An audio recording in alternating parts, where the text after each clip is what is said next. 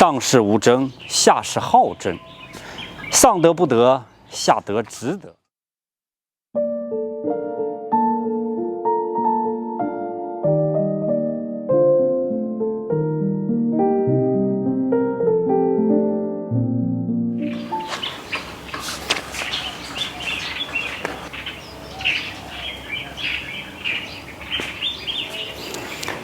经典，它既能够成为经典，因为它流传了上百上千年，被人们所传颂，它必然有它存在的道理。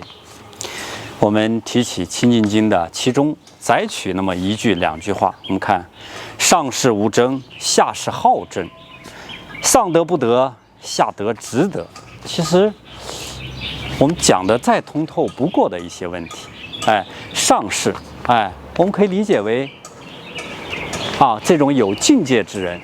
有开悟之人，无争，不需要去争，没有争，没有对与错，没有高与低，没有你赢或他赢之说。下士好争，这种好就是喜好而争，就是当我们境界，当我们认知它没有达到一定高度的时候，他就不断的去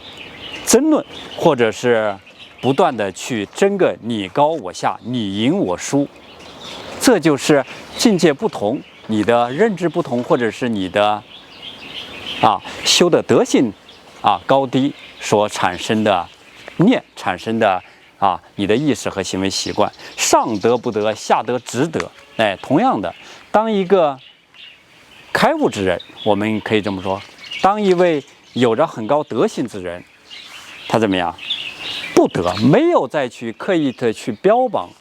或者是去把自己的德修德作为一个很重要的事，而是已经在他生活本身，在他生命本身就是处于一个有德的一种状态，而不去强调的德。下德直德，这种直是一种执念，强调标榜，认为我做这件事情是体现在有德之上。这就是认知它的不同，理解不同，高度不同所产生的结果，你的理解也会不同。所以我们虽然都是极其普通的人，那么我们可以在理解，在生活当中践行，一点一点的让自己走向一个更高、有高尚情操、有德性的这样的人，他会给我们的精神世界带来一块清凉。